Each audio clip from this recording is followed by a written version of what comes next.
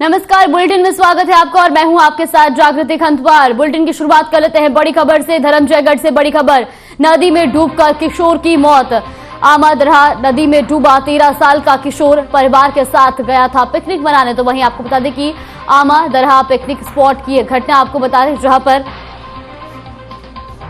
परिवार के साथ पिकनिक मनाने गया था युवक। तो ये बड़ी खबर, नदी में डूबकर किशोर की मौत। नदी में डूबा 13 साल का किशोर परिवार के साथ पिकनिक मनाने के लिए गया था और जिसके बाद आमादरहा पिकनिक स्पॉट में नदी में बहकर किशोर की मौत हो गई। तो धर्मजयगढ़ से ये बड़ी और अहम जानकारी। आमादरहा नदी में 13 साल के किशोर की डूबकर मौत हो गई।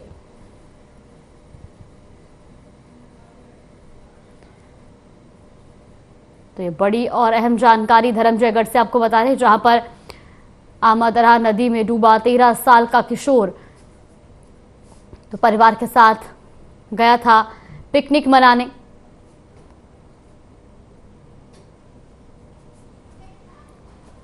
नदी में डूबकर किशोर की मौत हो गई।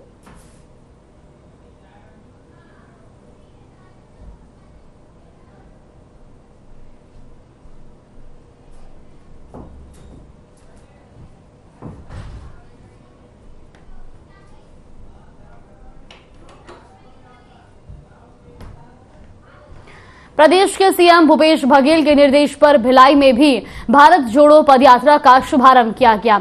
इस मौके पर जिलाध्यक्ष मुकेश चंद्राकर के साथ कांग्रेस के कई नेता मौजूद रहे।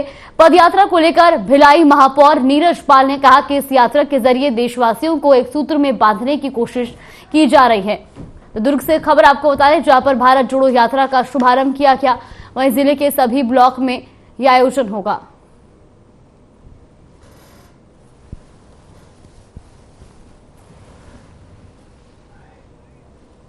ये यात्रा इसलिए जरूरी है कि आज जो माहौल देश में हो गया है, जो देश के अंदर एक वातावरण, एक दूसरे से जो प्रति घृणा की जो भावना आ गई है, उस भावना को दूर करने के लिए और देश को एक सूत्र में बांधने के लिए जो हमारी मूल भावना देश की रही है, जो कांग्रेस पार्टी की भावना रही है कि सबका विकास, हम सब एक साथ सभी वर्गों को, सभी जातियों को, सभी धर्मों को एक सूत्र में पिरोकर हम देश की तरक्की तभी कर सकते हैं।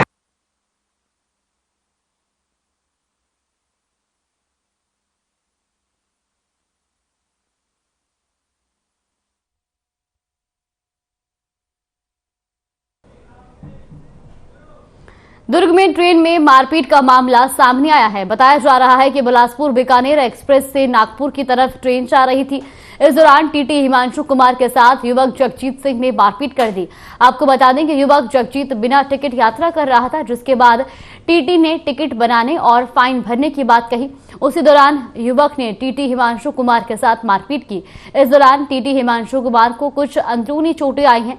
वहीं आरोपी युवक के खिलाफ विभिन्न धाराओं के तहत जीआरपी ने मामला दर्ज कर लिया। दुर्ग से खबर आपको बता दें, जहां पर युवक ने टीटी के साथ मारपीट की, जिसके बाद जीआरपी ने भी युवक को गिरफ्तार कर लिया है।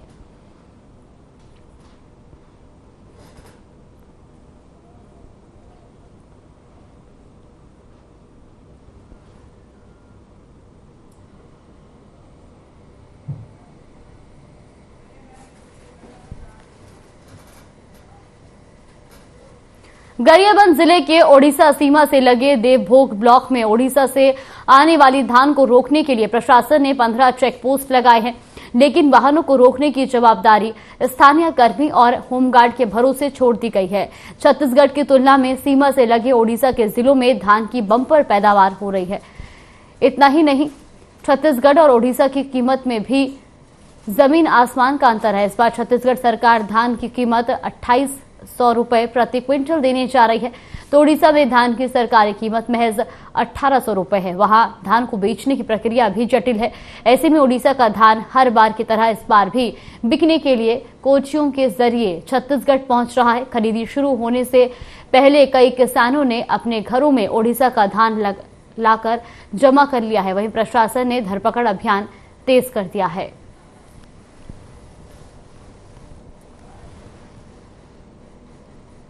700 से ऊपर धान के अवैध भंडारण वाले बोरे जो है जब्त किए गए हैं।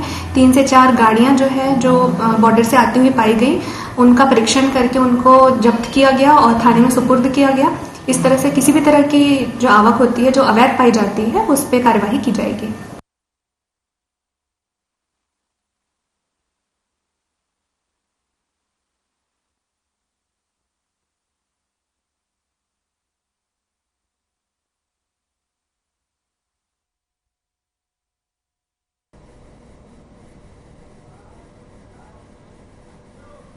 प्रदेश के जिला जांजगीर में विधिक जागरूकता शिविर का आयोजन किया गया। इस शिविर में ग्रामीणों को कानून की जानकारी दी गई। इस शिविर में 2 नवंबर से लेकर 5 नवंबर तक ग्राम पंचायतों में विधिक जागरूकता कार्यक्रम और डोर टू डोर कार्यक्रम के लिए टीम के गठन करने के लिए चर्चा की गई। जांजगीर से खबर आपको बता रहे, जहां पर विधिक जागरूकता शिविर का आयोजन किया गया, जहां पर जनता को कानून की जानकारी दी गई।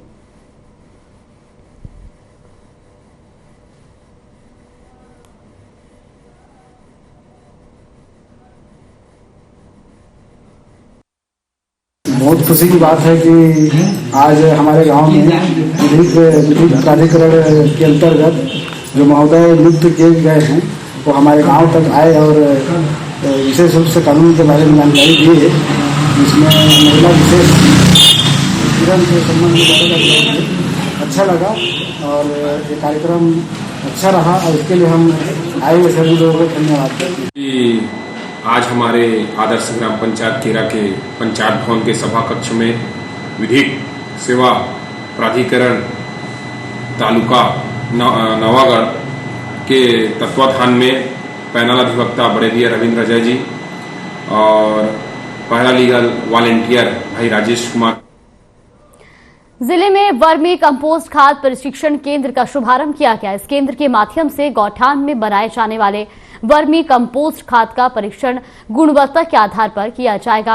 अच्छी गुणवत्ता के लिए परीक्षण बहुत ही जरूरी है ताकि किसानों को अच्छी खाद मिल सके, जिससे उत्पाद में ज्यादा से ज्यादा फायदा लोगों को मिल सके। तो कोरबा से खबर आपको बता दें, जहां पर कंपोस्ट खाद प्रशिक्षण केंद्र का शुभारंभ किया गया, वहीं आपको बता दें कि गुणवत्ता के आधार पर ये प्रशिक्षण होगा, जहां किसानों को अच्छी खाद मुहैया कराई जाएगी।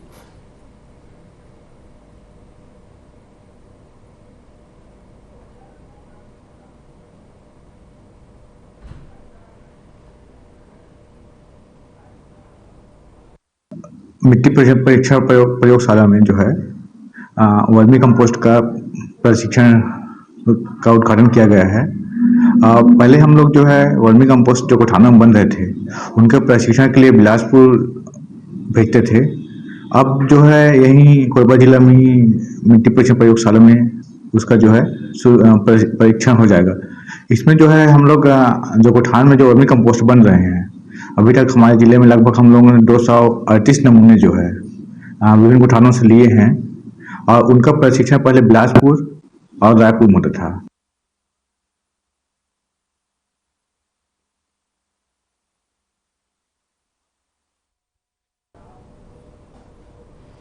खबर बारामकेला से है, जहां विकासखंड के शासकीय कन्या उच्चतर माध्यमिक विद्यालय में राष्ट्रीय साधन सह प्रवीणिया छात्रवृत्ति प्राप्ति परीक्षा का आयोजन किया गया, जिसमें 153 विद्यार्थियों ने फॉर्म भरा।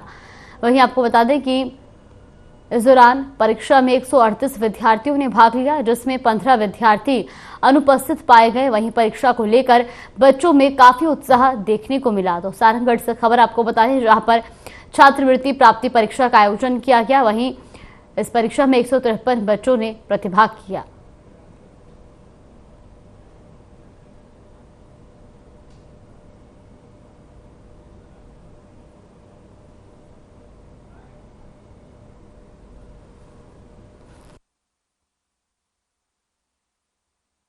ये एनसीईआरटी द्वारा राष्ट्रीय साधन सह प्रवीण छात्रवृत्ति 2022-23 की परीक्षा आयोजित की जा रही है।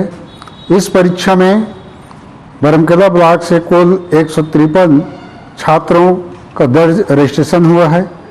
उनमें से 138 छात्र आज इस परीक्षा को देने के लिए उपस्थित हुए हैं और 15 छात्र अनुपस्थित। हमारे विद्यालय शासकीय कन्या उच्चतर माध्यमिक विद्यालय में राष्ट्रीय साधन सह प्रावीण्य परीक्षा का आयोजन किया गया है। इसमें 3 कमरों में बैठक व्यवस्था की गई है, जिसमें 153 छात्र छात्राएं भाग लेने के लिए फार्म भरे थे, जिसमें 138 प्रेजेंट हैं और 15 अनुपस्थित हैं। जो आज NMMS परीक्षा हो रहा था, जिसके लिए मैं बरम केला आई हूँ। मैं इस परीक्षा में हमें बहुत कुछ अच्छे से क्वेश्चन थे। इससे हमें बहुत कुछ सीखने को भी मिला। आज मुझे पेपर देकर बड़ा अच्छा लगा।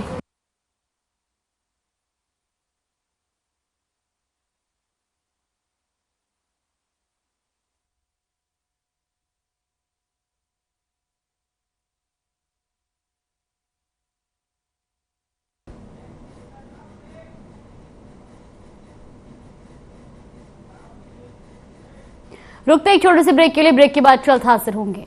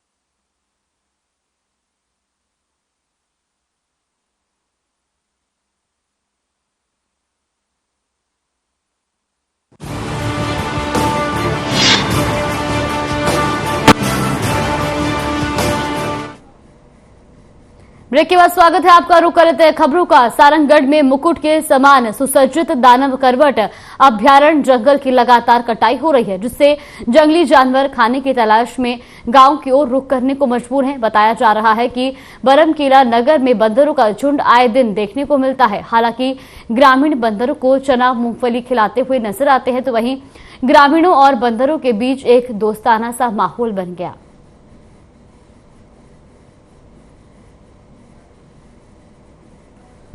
इस विषम परिस्थिति में जंगलों की जो अवैध कटाई हो रही है उसके चलते जंगली जानवर जैसे बंदर हुए, ये जंगल में भोजन न मिलने के कारण गांव की तरफ रुख कर रहे हैं।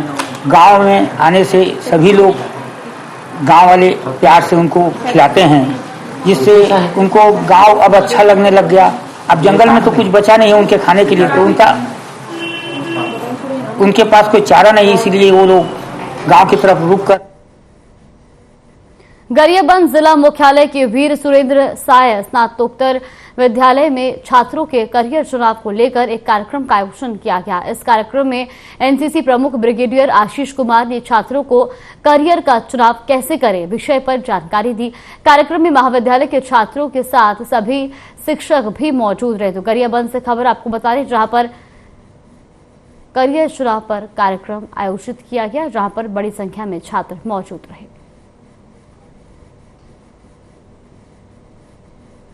Group commander Raipur group NCC का बेसिकली गरियाबंद इसलिए आज आया। मैं दो चीज़ों के लिए इंटरेस्टेड था। एक तो मुझे हमारी यहाँ पे जो एक स्कूल है वहाँ पे हमारी एनसीसी चलती है, वो देखना था।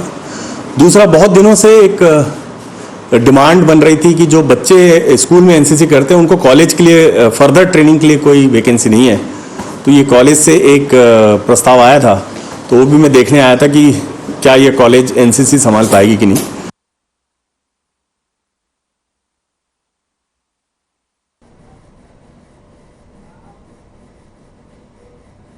सक्ती जिले में पुलिस की लापरवाही सामने आई है। बताया जा रहा है कि पीड़ित ने सक्ती थाने में पदस्थ आरक्षक किशोर साहू पर 17,000 रुपए वसूली का आरोप लगाया। बता दें कि पीड़ित ने आरक्षक के खिलाफ एसडीओपी और एसपी से लिखित शिकायत कर कार्रवाई की मांग की, जिसके बाद एसडीओपी तस्लीम आरिफ ने मामले की जांच कर कार्रवाई की बात कही।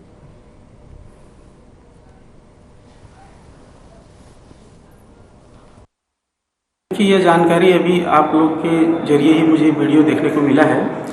इस वीडियो का भी मैं जांच करा ले रहा हूं और अगर इसमें अगर जो भी दोषी पाया जाएगा उसके खिलाफ अनुशासनात्मक कार्रवाई के लिए सख्त प्रतिवेदन वरिष्ठ कार्यालय को भेजी जाएगी। पुलिस विभाग में इस प्रकार के कदाचरण और भ्रष्टाचार का कोई जगह नहीं है। सुकमा में कुन्ना कैंप में सेक्शन और मेडिकल कैंप का आयोजन किया गया। इस दौरान 226वीं वाहिनी पुलिस बल ने आयोजन किया। इस कार्यक्रम में गांव से करीब 500 पुरुष, महिलाएं, बच्चे शामिल हुए। इस अवसर पर द्वितीय कमान अधिकारी रणविजय कुमार ने कहा कि गरीब जनता और उनके बच्चों को गुमराह कर नक्सली गतिविधियों में सम्मिलित होने के लिए भ्रमित करते हैं। इसके अलावा उन्होंने ग्रामीणों को जागरूक करते हुए आह्वान किया। साथ ही उन्होंने कहा कि नक्सलियों के बहकावे में आकर कोई गलत काम ना करें और आप सभी देश के विकास में भागीदारी बने व अपने बच्चों को अच्छी शिक्षा और दिशाएं दें।